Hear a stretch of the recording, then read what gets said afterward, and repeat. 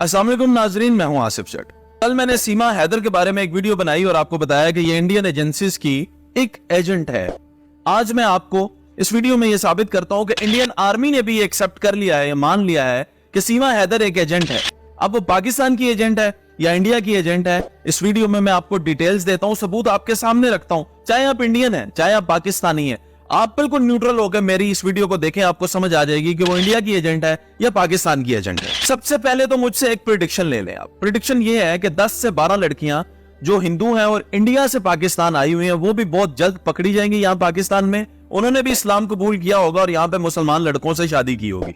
अब आप कहेंगे ये बात तो आप हवा में कर रहे हैं, इसका एविडेंस क्या है? तो एविडेंस इसको बहुत ही सिंपल है, समझने की कोशिश करें। अगर जरा से भी आप में अकल है तो आप समझ जाएंगे। यही रास्ता, जिस रास्ते से सीमा गई, इसी रास्ते को रिवर्स करें तो वो भी आ सकती है इंडिया से पाकिस्तान में। लेकिन आप समझने की कोशिश करें, पाकिस्तान के अंदर कोई ग्लैमर नहीं है, कोई फिल्म इंडस्ट्री नहीं है, कोई बॉलीवुड एग्जिस्ट नहीं करता। यहाँ पे कोई इसी तरह के बहुत बड़े बड़े म्यूजिकल शोज नहीं होते। कोई लड़कियां यहाँ पे जीन्स पहनकर, शॉर्ट्स पहनकर सरेआम घूम नहीं सकती। ये मुस्लिम कंट्री है, यहाँ पे शरीयत को, पर्दे को फॉलो किया जाता है और बहुत ज्यादातर जो खवातीन है वो बापर्दा रहती हैं और अपने घरों में रहती हैं। ज्यादातर यहाँ पे खवातीन उस तरह बोल्ड नहीं है जिस तरह के इंडिया में। और इंडिया जहां पे आप देखते हैं हर दूसरे घर में डांसर लड़की है, गुलकार लड़की है, जिनको एक्टिंग का शौक है, जो शॉर्ट्स पहन सकती है, वहां पे सरेआम घूम सकती है। उनका कल्चर है, करना भी चाहिए, उनकी अपनी मर्जी है, उनका मजहब उनको इजाजत देता है। और वहां पे बहुत ज्यादा जो है वो लड़कियां बोल्ड है। तो आप सोचें उस माशरे की लड़कियां गेम खेल के या दोस्ती करके पाकिस्तानी लड़कों से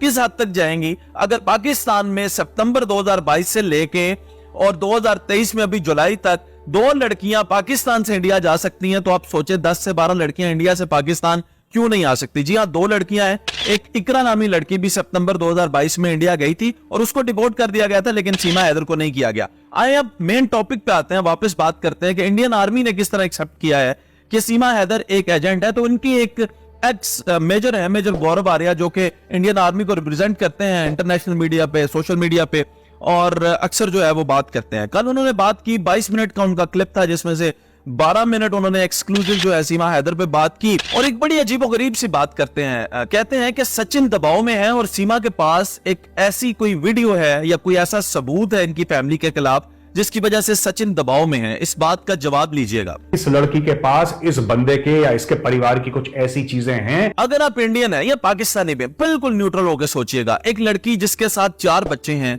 इलीगल तरीके से इंडिया में आती है और आके एक हिंदू फैमिली को, हिंदुओं के गढ़ में आके उसको ब्लैकमेल करती है और पूरी फैमिली को अपने साथ मिला लेती है, फिर योगी सरकार को भी मिला लेती है, इलाके के सब लोगों को अपने साथ मिला लेती है। तो कितनी ज्यादा वो पावरफुल लड़की है कि उसने सचिन को दबाव में ले लिया। सचिन दबाव में, उसके साथ 4 बच्चे हैं, उसके हाथ में 4 हैंड ग्रेनेड नहीं थे, 4 बच्चे थे। 4 बच्चों को लेकर वो क्या ब्लैकमेल कर लेती सचिन को। और हाँ, आपने दुरुस्त कहा, सचिन दबाव में है। लेकिन मैं आपको याद करवाना चाहता हूं, सचिन पाकिस्तान तो नहीं आया था, सचिन तो लुक्सर जेल में था। और लुक्सर जेल में सीमा ने बताया कि कुछ लोग आए थे एजेंसीज के, उन्होंने आके सचिन को मारा था, उन्होंने सीमा को भी थप्पड़ मारे थे।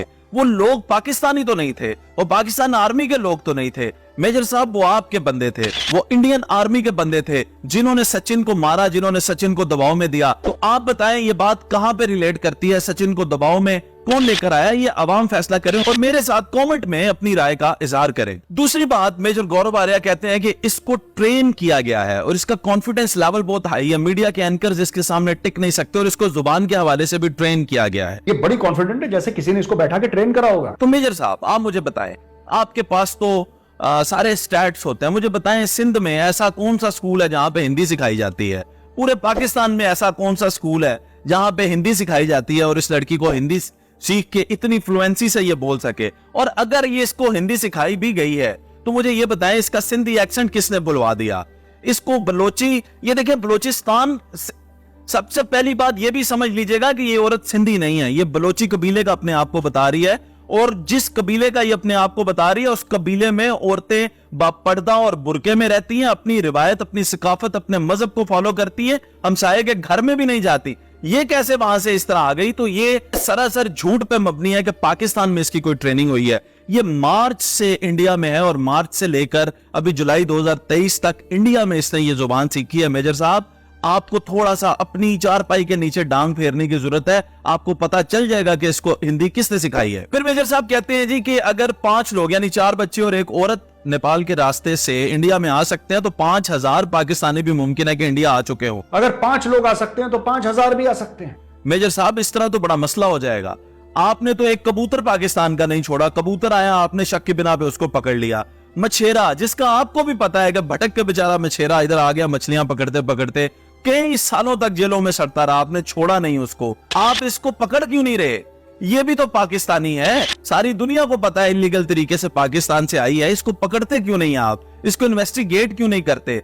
अभी तक नरेंद्र मोदी का इस पे बयान क्यों नहीं आया? योगी सरकार इसको लचक क्यों दे रहे हैं? तो हर इशारा यही कहता है कि ये लड़की जो है ये इंडियन एजेंसीज की एजेंट है, ये पाकिस्तान की एजेंट नहीं हो सकती। फिर अगर एक लम्हे के लिए ये भी मान लिया जाए कि ये पाकिस्तान की एजेंट है, तो मेजर साहब मुझे ये बताएं कि आपका जो आर्म फोर्सेस का बजट है, आपकी सिक्योरिटी एजेंसीज का जो बजट है वो पाकिस्तान की आर्म फोर्सेस से दुगना है, आपकी आर्मी पाकिस्तान की आर्मी से दुगनी है। तो शर्म का मुकाम है, डूब मरने का मुकाम है कि अगर वो आई भी है तो आपको तो पता ही नहीं था। वो तो उसका जो बॉयफ्रेंड है सचिन, अगर वो बताता ना वकील को तो आपको तो पता ही नहीं था कि वो वहां पे है।